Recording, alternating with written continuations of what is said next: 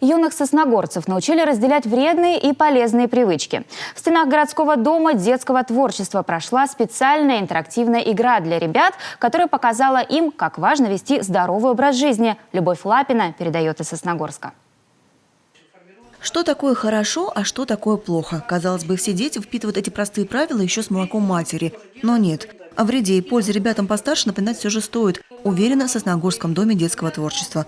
Но при этом никаких наставлений. Все в виде игры. Это самый эффективный метод воздействия на подрастающее поколение. Игра направлена в первую очередь на то, чтобы узнать, какие у детей имеются в первую очередь знания уже, о здоровом образе жизни, вообще об истории, так скажем, спорта и, так скажем, спортивных составляющих в общем. То есть сегодня мы полностью проверяем, так скажем, их знания, умения, навыки касательно их здорового образа жизни. Сегодня в игре старшеклассники. Впереди у них 8 туров, каждый из которых посвящен одному из направлений здорового образа жизни – от занятий спортом до правильного питания. Вредные привычки, они очень сильно влияют на здоровье, из-за чего вы можете спокойно умереть, если переборщить с так называемой дозой. А хорошие привычки, они делают из вас собранного и адекватного человека, у которого все прекрасно с психикой.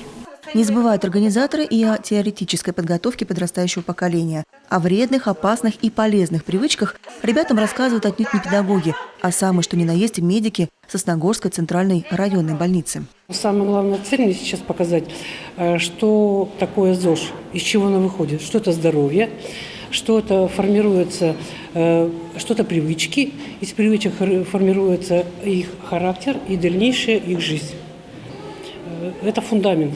Здоровый образ жизни – это фундамент всего. Здоровья и той жизни, в которой они будут продолжать потом жить.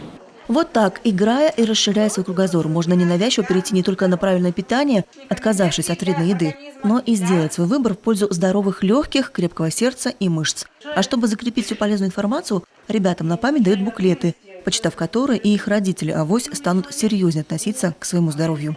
Любовь Лапина, Андрей Калиничев, Евгений Юрин, телеканал Юрган, Сосногорск.